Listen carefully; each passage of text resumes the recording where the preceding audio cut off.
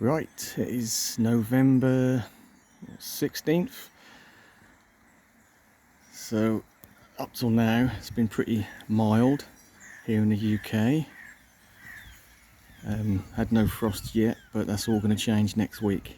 My local forecast says we're going to be down to, doesn't say any minus figures, but down to 0 on a couple of nights, and that could change. It could get lower than that, so we are going to see a frost at some point next week, I believe. So now's the time to really take it seriously, some of the winter protection. And I'm looking at the Enset bananas here. They'll be staying out unless we have something, you know, -2, -3. That's the point I'll dig them out once they take that first frost.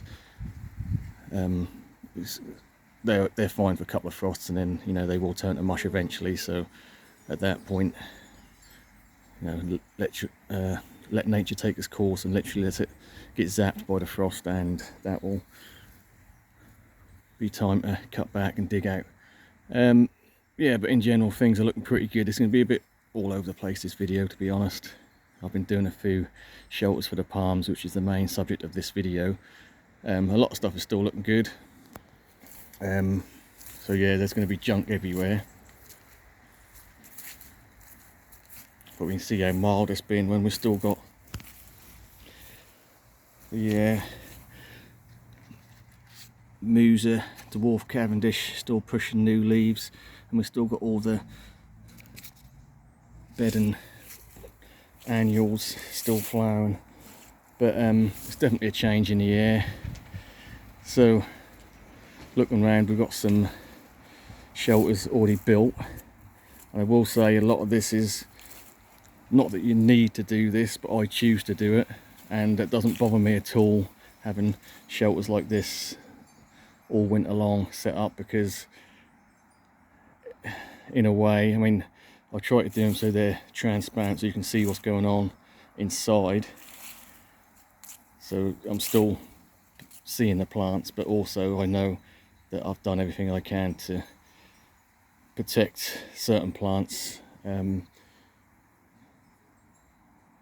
you know, long term over the winter periods, so I don't have to run in and out and put fleece bags over things, which I still will be doing, to be fair. With the Butias here, I've just got big fleece bags, so I will tie the fronds up, leave them tied up over winter, but leave them open until we get them frosts, and then whack the fleece bags over. So yeah, there will be a little bit of running in and out, but that's only going to be on 3 palms. The rest are going to have permanent covers. So you can make it as elaborate or as simple as you like. I've got 2 cheap alternatives for, and these are not covers, these are sort of full covers, if you like, so they cover the whole plant down to the ground, which I wouldn't recommend leaving them on all year because you're going to get damp, unless you've got one with a zip where you can just open it up during the day and then zip it up at night. So these are real cheap, easy to get hold of. We've got a kind of a pop-up mini greenhouse there, and we've got like a fleece version of a similar thing, similar size. Both pretty good. Both will heat up during the day. Fleece does catch heat, and that does let a little bit of light through, also lets a little bit of airflow through, unlike the plastic.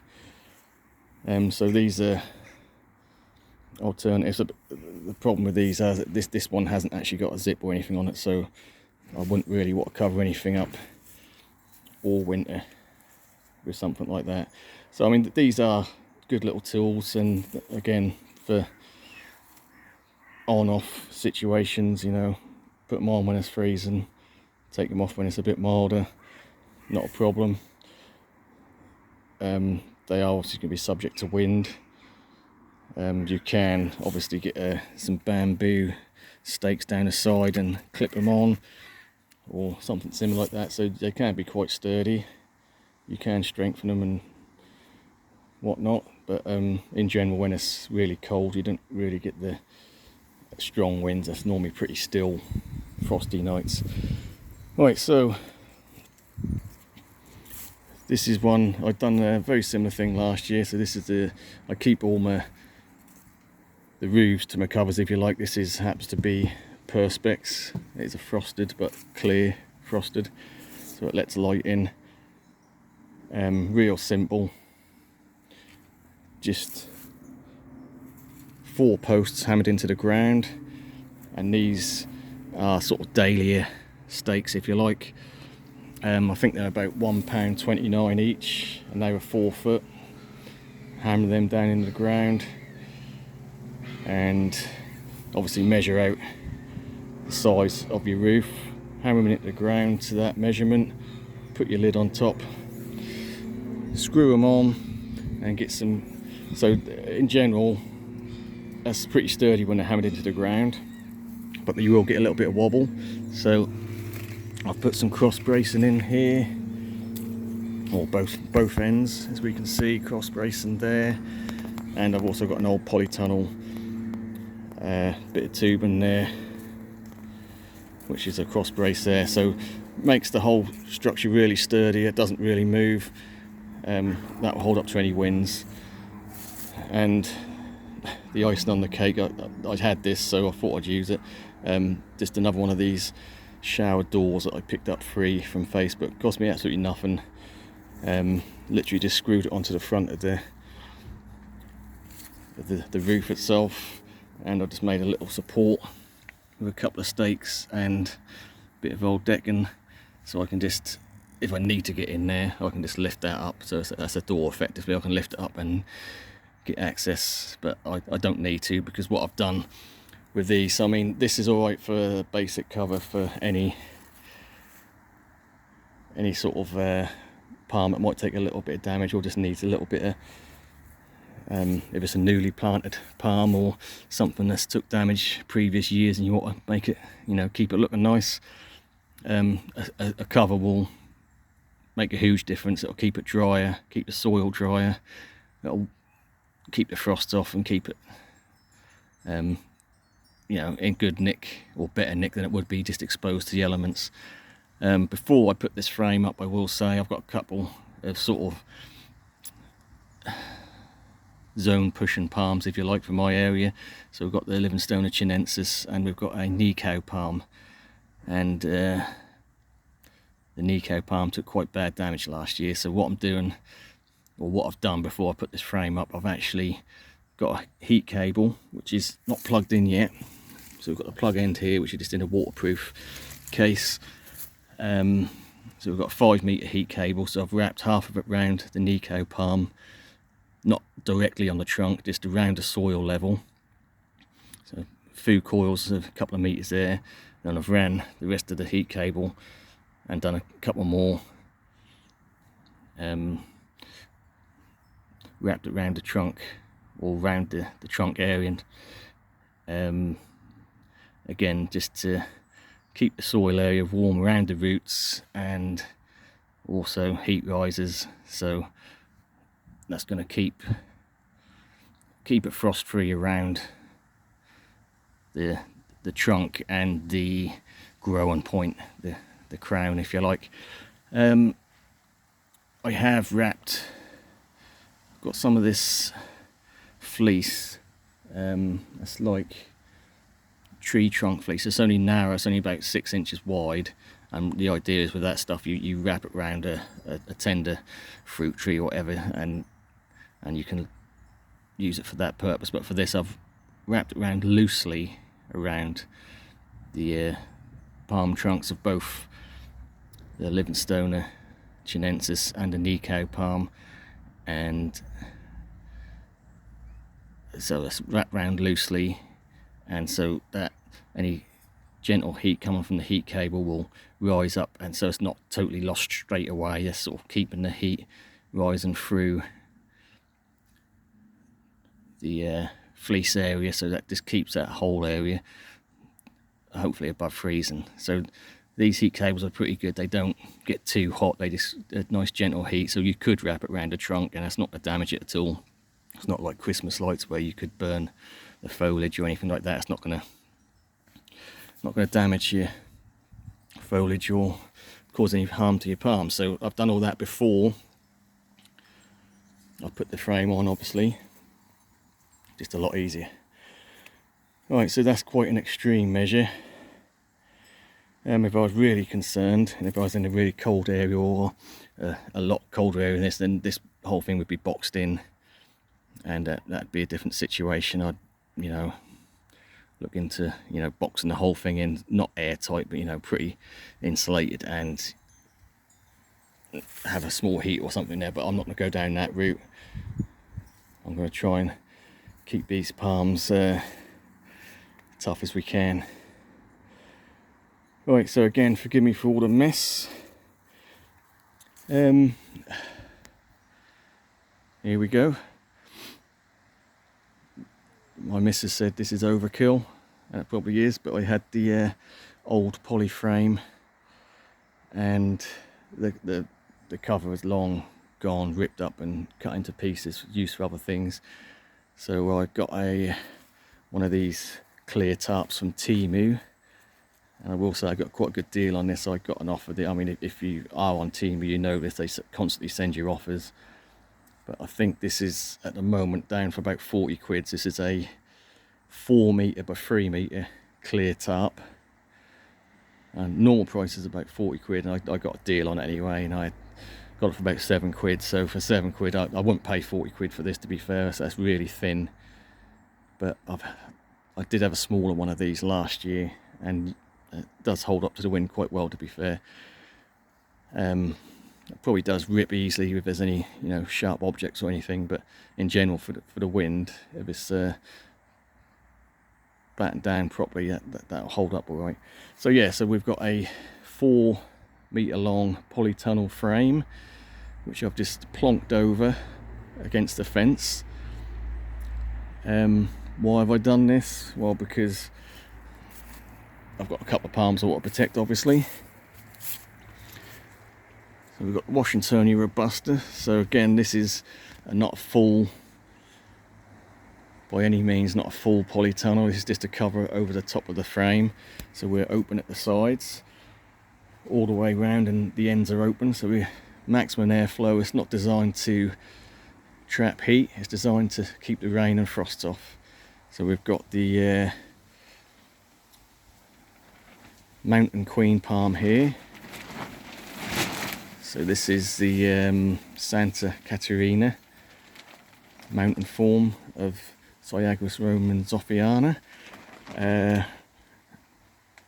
Had a small cover over this last year, no further protection needed. We got down to -6 on a couple of nights and very minimal damage. So I believe just with having a cover over the top of this, you know, keeping the worst of the frost and the worst of the rain off, seems to do the trick. And the same with the Washingtonia robusta. So I had the frame, I got a cover cheap. It took about, to be fair, I'd done this on my own, put the frame up, so it did take a couple of hours to put together, because I had a couple of bit missing pieces as well. But I got the wife to help me lift it into place, and obviously we've staked it at the back and in all the corners, and I might put some more stakes in as yet, just to, you know, when we do get the winds, obviously it's open and the wind's going to pass through it, but that's not going to blow away. That's staked in and tie wrapped to that. So that's another option, just a frame with a cheap flexible cover. Does the job, keeps the rain off, keeps the frosts off. Happy days. So another final variation, if you like, and I'm just talking about materials I've got kicking about. You know, you don't have to use clear covers, as long as your sides are open, there's light coming in. You can use an opaque cover if you need, if you ain't got anything transparent. Right, so going back to this, I just walked away. This is again a cover I made probably about 3 or 4 years ago, and I bring it out every year. It just sits behind the summer house there, out the way, and then winter comes and the frames come out and the lids come out. Not really frames, just lids. But yeah, so it's a framework with the corrugated clear on, So this is, I think it's about 1.20 meters by nearly 2 meters, and that one again not 100% needed, but I'm going to be putting it over my Jabea Chirellii, sorry, Jabea chilensis. So many names going about in your head. Yeah, so again, this one is the first year out fully exposed to the elements. Last year I had it in the summer house over winter, no problem. This year it's been planted in the ground.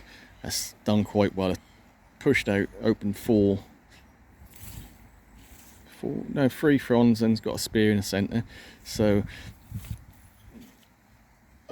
you know, I brought this knowing that it had previous damage, so it has got like it had a spear pull at some point, so we've got a little bit of a